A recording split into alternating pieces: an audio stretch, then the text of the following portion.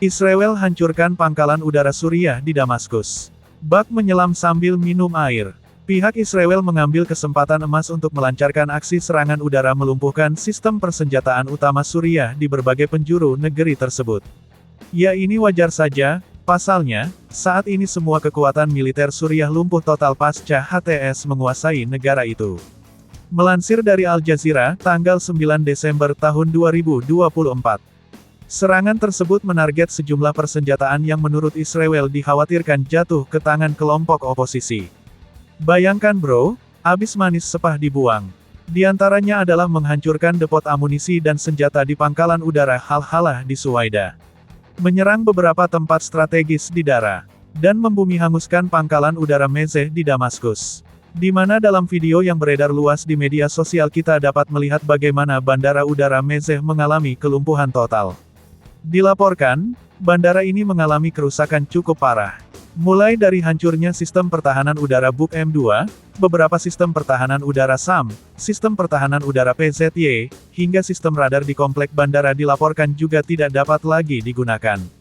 Dalam video yang lainnya, seorang warga Suriah yang saat itu sedang melintas di jalan menuju Damaskus juga memperlihatkan satu unit sistem pertahanan udara pansir hancur dan terbakar, di mana jika kita melihat lebih dekat, kemungkinan besar, senjata buatan Rusia ini ditinggal kabur begitu saja oleh pasukan Suriah yang memilih kabur. Dan kemudian dihancurkan oleh jet tempur Israel dengan mudah. Bergerak ke arah lainnya, HTS yang sedang bereuforia dengan kemenangannya juga mendapatkan kejutan besar.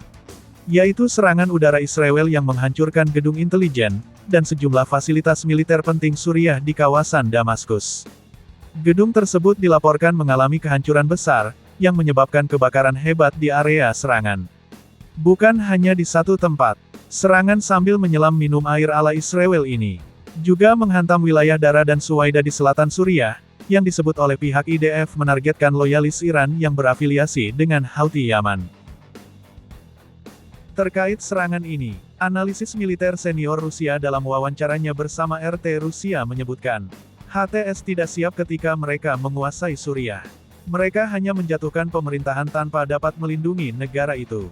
Kita melihat dari serangan udara Israel yang tidak mampu dicegah. Ini berbeda dengan sebelumnya. Serangan udara Israel tidak semasif ini. Mereka masuk dengan mudah seperti terbang di ruang udara Libanon. Kita dapat melihat kehancuran beberapa bandara dengan kemampuan sistem pertahanan udara canggih buatan Rusia. Di mana jika HTS dapat menggunakannya, maka hal ini tidak akan terjadi. Tidak semudah itu menguasai sebuah negara.